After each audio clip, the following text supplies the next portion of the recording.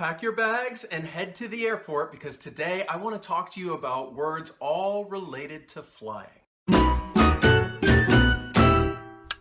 Hey everyone, my name is Wes. This is Interactive English, which is all about helping you practice and improve your English skills. And today, this lesson is all about flying. If you have ever traveled on an airplane and you've been to an airport, then I want to talk to you about many different words that you are going to see, that you are going to hear. So this is very useful, especially for your comprehension. So the way that we're going to do this, I am going to teach you these words as though you and I are going on a trip, that we are going to depart from some location and then arrive at another location, and we're going to go through these words in order. And those are actually the first two words that I wanted to talk to you about: departures and arrivals. So when you go to an airport and you're driving in a car, you may actually see a sign that says departures this way, arrivals this way.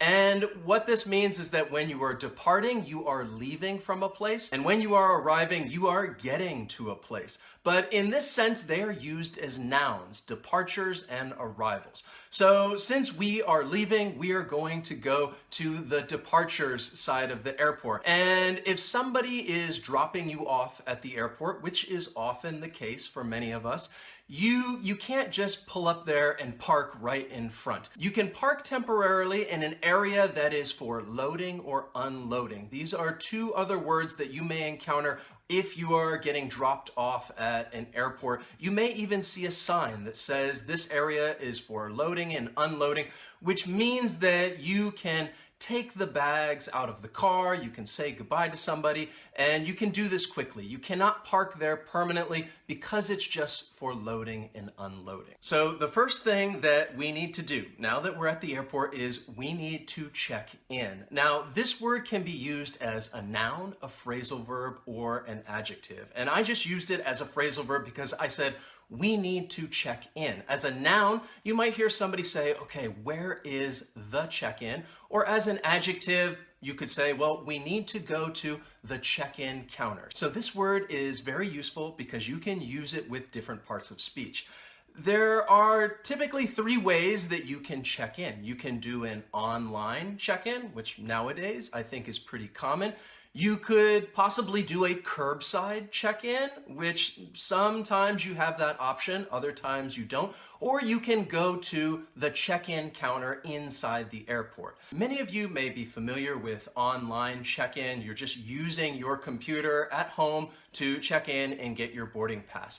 Now, if you're going to do a curbside check-in, which you might find at some airports, other airports, maybe they don't have this, but when you get dropped off and you unload the vehicle, there may be a counter right there on the curb. And the curb is just that stone edging along the side of the street. That is the curb.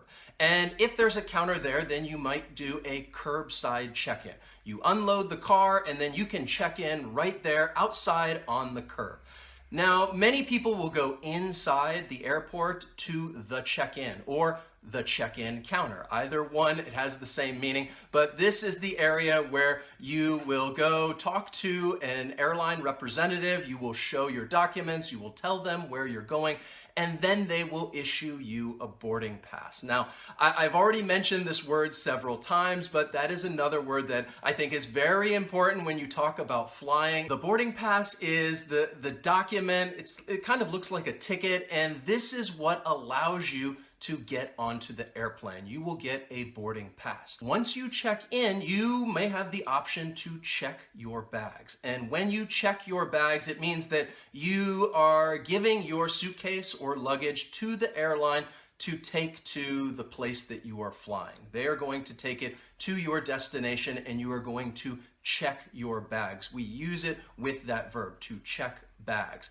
Many times people are just going to carry their bags with them. They are not going to check them. And if that's the case, then you can go straight to security. And security is the place where people will go and there are officials there that are just checking to make sure that everybody is safe, that you are not bringing anything dangerous onto the airplane. And that is what this area is called. So after you get your boarding pass, you need to go through security. And we often use it with that phrasal verb, go through. You go through security. And people might say an example sentence like, wow, we were waiting in such a long line when we had to go through security. We just wanted to go through security quickly, but there was a long queue and it took some time to go through security. When you are going through security, another verb that you will often hear is remove. That the officials that work there are going to tell people to remove things. They might say to remove your computer from your bag, or they might tell you to remove your belt, or in some cases, maybe remove your shoes. So the next time you are going through security, I want you to listen for that verb, remove. They will tell you to remove maybe a variety of different things. After you go through security, I just keep using that phrasal verb over and over. I told you, we use it a lot when talking about security. But after you go through security, there are two different types of flights that one person might take, and that is a domestic flight or an international flight. If you are taking a domestic flight, it means that you are traveling within the country, and that is a domestic flight. An international flight, it means that you are traveling to another country, international or domestic flight. Now it's time to start looking for our flight. We need to find where we need to go, and you may need to find the correct terminal. So at some airports, there will be different terminals, and this is a building where different planes will either arrive or take off. The terminal. And when you are flying, you may need to find the correct terminal, the correct building, which is where your gate is located. At the terminal, there are many different gates. So we need to look for our specific gate, because the gate is the location where an individual flight will either leave or arrive. So we need to go to our gate because that is where we are going to leave from. And often it may even say the gate on the boarding pass. Once you check in and get your boarding pass, it may even tell you the gate that you need to go to. At airports, there are different ways to get around. You will find elevators, you will find escalators, you may find buses or trams, but you may also see a moving sidewalk, because at airports, sometimes people have to walk a long distance to get to their terminal or get to their gate. So you may find moving sidewalks at airports, and they mean exactly what they say. It's like a sidewalk, it's moving, it helps people walk a little quicker so they can get around an airport faster, a moving sidewalk. Once you get to the gate, you may see your plane that's parked right there. Something else you may see is a gangway. This is the elevated platform that is connecting the plane to the gate. So once you give the airline employee your boarding pass, you are going to walk down the gangway in order to enter or board the plane. So as you are boarding the plane, the first person that you will probably see is the flight attendant. And this is the person who works on a plane and just helps the passengers. They may bring you food or drinks or just assist you in any way that they can. You may also see the pilots. Now, the pilots, they fly the plane, but they are flying in a compartment which is called the cockpit. So the pilots will fly the plane from the cockpit. When you're walking down the aisle to find your seat, you will see those large storage areas up top. They may be called overhead compartments or even overhead storage. And this is where people will put their bags during a flight, either in the overhead compartments or overhead storage. Listen for those words. They're very common. Once you sit down, you will find things such as an armrest. You will find that between the seats, or even in front of you, there will be a tray table. This is a small table that folds down, and you can put food on it, you can put drinks on it, you could even put a baby on it if you wanted to. Sometimes people will put their heads down on the tray table and try to sleep. Again, very common word. Listen for it the next time you are flying. flying, a tray table. Now that you and I are on the plane, we're getting ready to leave, the plane is going to go down the runway. This is the long stretch of smooth ground that a plane will go down before it takes off. It will take off down the runway. And take off, that is another phrasal verb that I wanted to highlight because we use that all the time. When a plane takes off, it means when it actually leaves the ground. You can also use this somewhat as a synonym for leave. So a person might ask, hey, what time does the plane leave? You could also ask, well, what time does the plane take off? In this case, leave and take off, they can be used interchangeably. But specifically, take off is talking about the point in which the plane is leaving the ground, it takes off. After we take off, the plane is going to ascend, which means it's just going to rise. The opposite of that, once the plane starts to land, it's going to descend, it's going to fall, it's going to go down. So ascend is to go up, to rise. Descend is to go down, to fall.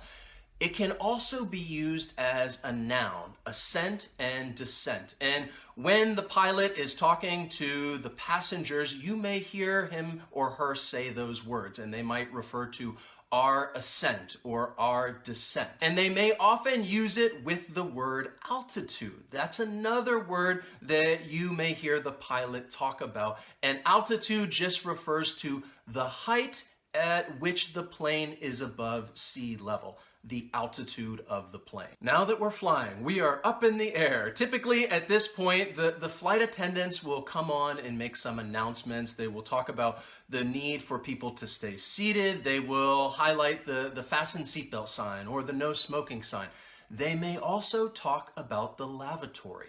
And if they mention the lavatory, then they are just talking about the toilet that is located on the airplane, the lavatory. You may also hear them talk about the galley. The galley is often where these flight attendants are working. It is where they prepare the food or get the food ready to, or even get the drinks ready to come around and serve the passengers. That area is called the galley, and they may tell passengers not to congregate around the galley. And to congregate just means to kind of a group of people standing around and just hanging out. So on a plane, it's very small. You need these areas to stay open. So they may say not to congregate around the galley because people need to get to the lavatory. While flying, you may also experience turbulence. This just refers to a violent or unsteady wind that is basically going to shake the plane.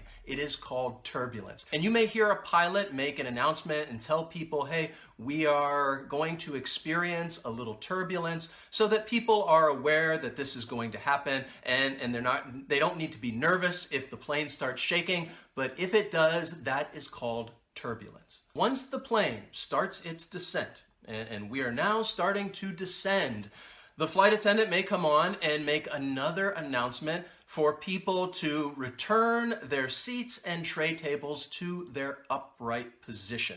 And upright is the word that I wanted to mention because you will definitely hear that word on a plane. They will say, return the seats, return the tray tables to their upright position. And upright just means that it is in a straight and vertical position, an upright position. So once the plane starts to descend and then it lands, then we are going to taxi to the gate. And taxi, I'm not talking about the yellow car that people use to go from one place to another. This is actually a verb, to taxi. And what it means is to move slowly on the ground after landing. Again, listen for this verb. This is something that pilots will say, and they will say that we need to taxi to the gate, so they want everybody to stay seated. to taxi. After we have taxied to the gate and we are sitting there, you may hear flight attendants make another announcement, and they will say, be careful when opening the overhead storage because the bags may have moved around during the flight. So again, you will hear them mention the overhead storage. Then once we get our bags, we are going to disembark the plane. That is leaving the plane. We often use that verb to disembark the plane. Once people disembark, sometimes they're in a hurry. I know that sometimes I am, especially if I need to catch a connecting flight. And if you hear somebody talk about a connecting flight, what this means is that the person is not at their final destination. They need to disembark one plane and then get on another plane so that they can continue their trip. It is referred to as a connecting flight. Fortunately for us, we are at our final destination. So after we disembark the plane, because it is an international flight, it's not a domestic flight, we will need to go through immigration. And this is the area where government officials will just check your documents to make sure it's okay to enter the country. It's called immigration. We may also need to go through customs. This is the area where officials may check your bags, or maybe they'll check any other things that you are bringing into the country. Customs. Then once we have gone through immigration and gone through customs, again, we can use it with that phrasal verb, go through. Then we will head to baggage claim, and this is where we will collect our luggage or our suitcase. So at the beginning, if you checked a bag, we use that verb, check, to check a bag.